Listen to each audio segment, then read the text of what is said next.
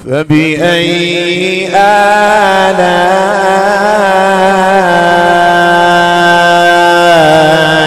ربكما تكذبان؟ آیت نمبر 13 میں اللہ تبارک و تعالی ارشاد فرماتا ہے تو پہلے جو جہنمیوں کا بیان ہوا، پھر اس کے داروغہ کے درمیان جو باتیں ہوتی اس کا بھی بیان ہوا کہ کل یہ ایسا ہوگا، پھر اس کے بعد اب واپس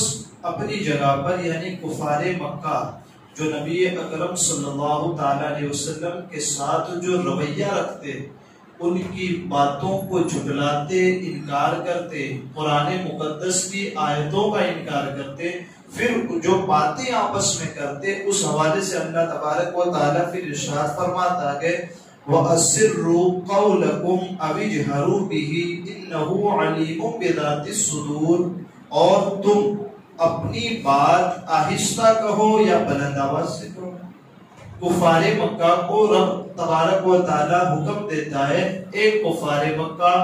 اب تم جب آپس میں باتیں کرتے ہو تو یہ دھیرے دھیرے چپکے باتیں کرو یا پھر بلند آواز سے زور سے باتیں کرو۔ انہ علیم بذات الصدور، یقیناً وہ تو دلوں کی باتوں کو بھی سب سے بہترین طور پر جانتا۔ یا اللہ تبارک و تعالیٰ پھر اپنا وصف بیان کرتا ہے کہ تم میرے محبوب کے خلاف جو باتیں کرتے ہو، اب چاہے تم آپس میں دھیرے دھیرے باتیں کرو یا پھر بلند آواز سے باتیں کرو، تمہارا رب محبوب کا رب ان تمام باتوں کو جانتا ہے۔ اچھا یہ کب نازل ہوئی تو بتایا جاتا ہے کہ مشرکین رسول اکرم صلی اللہ تعالی علیہ وسلم کے بارے میں باتیں کرتے تھے، حضرت جبرائیل علیہ السلام ان کی گفتگو رسول اکرم صلی اللہ تعالی علیہ وسلم تک پہنچا دیتے، یعنی یہ محلے میں باہر کسی جگہ مکے کے باہر یعنی کہ حرم جہاں ہے وہاں سے باہر کہیں بھی کوئی باتیں کرتے مشرکین، حضرت جبرائیل علیہ السلام ان کی باتوں کو سنتے اور آ کر حضور کو کہہ دیتے کہ حضور آج آپ کے لیے انہوں نے یہ باتیں کی۔ ٹھیک، تو اس پر اللہ تبارک و تعالیٰ نے یہ کلام نازل فرمایا کہ گفتگو ان کی سن کر نبی کو بتا دیا جاتا، اس پر مشرکین آپس میں کہتے کہ باتیں دھیرے دھیرے کرو، کہیں ایسا نہ ہو کہ حضور کا رب ہماری باتیں سن لے۔ حضور کے خلاف باتیں کرتے تھے، حضرت جبرائیل حضور تک باتیں پہنچا دیتے تھے۔ جب ان کو یہ پتا چلنے لگا یار یہ تو کوئی چیز ہے جو ہماری باتیں ہم یہاں کرتے حضور کو وہاں پتا چل جاتا ہے، اب جب باتیں کرتے تو وہ کہتے آپس میں کہ دھیرے دھیرے باتیں کرو، کہیں حضور کا رب ہماری باتیں سن نہ لے۔ اس پر یہ آیت نازل ہو، اللہ فرماتا ہے لوگوں تم یہ خیال کرتے ہو کہ تم باتیں کرو گے وہ سنائی نہیں دیں گی، حالت رب کی شان یہ ہے کہ تمہارے دلوں میں جو خطرات اٹھتے ہیں ابھی زبان تک آتے نہیں، رب اس کو بھی جان لیتا ہے۔ یہ ہے رب تبارک و تعالیٰ کی قدرت کا بھی بیان، اور ان کے جو کرتوت وہ نبی کریم صلی اللہ تعالی وسلم کے خلاف کرتے، اللہ تعالیٰ پہلے ہی اپنے حبیب کو اسے باخبر کر دیتا ہے۔ یہ شر پھر یہاں پھر اللہ تبارک و تعالیٰ کی جو سماعت قدرت ہے کہ وہ ہر چیز کو دیکھ لیتا ہے، جان لیتا ہے۔ اس کو ذرا دیکھیں کہ چونٹیاں ہیں، کیڑیاں، یا ایھا النمل ادخلوا مساکنکم لا یحطمنکم سلیمان وجنودہ وهم لا یشعرون۔ حضرت سلیمان علیہ السلام اپنے لشکر کے ساتھ ہوا میں اڑتے تھے، اللہ نے بادشاہت ایسی عطا فرمائی تھی کہ پورے لشکر، جنات بھی ان کے تابع، ہر چیز ان کے تابع تھی، تو ہوا بھی ان کے تابع، ان کے حکم سے ہوا چلتی تھی۔ حضرت سلیمان علیہ السلام اپنے لشکر کے ساتھ آسمانوں سے ایک بار گزر رہے تھے نا، تو جو کیڑی چونٹیاں ہوتی ہے زمین پر، اس میں ایک سردار چونٹی ہوتی ہے، وہ اپنی دوسری کیڑیوں کو مخاطب ہو کر کے کہتی ہے یا ایھا النمل ادخلوا مساکنکم، اے کیڑیوں، اے چونٹیوں، اپنے گھروں میں داخل ہو جاؤ، اپنے گھروں میں داخل ہو جاؤ۔ کیوں؟ کہیں ایسا نہ ہو کہ سلیمان کا لشکر ابھی اوپر سے گزرے گا تو کہیں تمہیں ختم نہ کر دے۔ ابھی چونٹیاں جو بات کر رہی ہوتی ہیں آپس میں، حضرت سلیمان علیہ السلام آسمانوں میں اپنے تخت پر بیٹھے ہوئے مسکرا رہے ہوتے ہیں اور باتیں سن رہے ہوتے ہیں کہ چونٹیاں آپس میں یہ کہہ رہی کہ سلیمان کا لشکر انہیں کہیں ختم نہ کر دے۔ تو پھر جس سلیمان کو رب نے پیدا کیا اس کی سننے کی طاقت یہ ہے کہ زمینوں کے اندر اگر چونٹیاں باتیں کر لے تو سلیمان سن لے، تو پھر زمین میں اگر بندے باتیں کرے تو سلیمان کا رب کیوں نہ سن سکتا ہے اس پر؟ یہ چیز ہے۔ یا حضور صلی اللہ تعالی علیہ وسلم کے بارے میں بھی بتایا گیا اور کفار کو ان کے طریقے سے بھی مخاطب کیا گیا ہے کہ کفار مکہ تم جو باتیں چپ چپ کے کرتے ہو یا بلند آواز سے کرتے ہو یہ نہ سمجھو کہ رب کو پتہ نہیں چلے گا، تم بلند آواز سے کرو یا چپکے سے کرو، تمہارا رب ہر چیز جانتا ہے۔ اور اس کے بعد آگے اللہ تعالیٰ ارشاد فرماتا ہے الا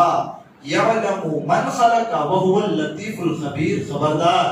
پھر ہم کہتے ہیں اب دوبارہ مت کرنا ایسا، اللہ تعالیٰ فرماتا ہے الا خبردار، یعلم من خلق، جس نے پیدا کیا وہ نہیں جانے گا، جس نے پیدا کیا وہ نہیں جانے گا، وہی تو جانے گا جس نے پیدا کیا۔ اور آگے ارشاد فرماتے ہیں وَهُوَ اللطیف، اور وہ ہر باریک سے باریک چیز کو دیکھنے والا اور جاننے والا، الخبیر، اور ہر بڑی سے بڑی اور چھوٹی سے چیز کو جاننے والا اور خبردار۔ یہ اللہ تبارک و تعالیٰ کا وصف بھی بیان ہوا، لیکن پہلی آیت میں جو دعویٰ ہوا نا اس کی دلیل یہ فرمائی گئی کہ جس رب تبارک و تعالیٰ نے اپنی کامل حکمت سے تمام چیزوں کو وجود بخشا، تمام چیزوں کو اللہ تعالیٰ نے اپنی حکمت سے پیدا فرمایا، اور انہی چیزوں میں تمہاری بلند آواز بھی ہے، تمہاری آہستہ آواز بھی ہے، تمہاری زور سے کی ہوئی گفتگو بھی اس میں شامل ہے، دھیرے سے کی گئی گفتگو بھی اس میں شامل ہے۔ تو کیا وہ رب جس نے تمہیں اور تمہاری باتوں کو پیدا کیا وہ رب تمہاری باتوں کو نہیں جانے؟ یہ بتایا گیا خبردار، وہ ہر چیز کو جانتا ہے جس نے پیدا کیا، تو وہ ہر باریکی کو جاننے والا، حتیٰ کہ اندھیری رات میں، سیاہ رات میں، جس کو اماس کی رات کہتے ہیں نا، اندھیری رات میں ٹھوس پتھر پر، سیاہ پتھر پر، مضبوط پتھر پر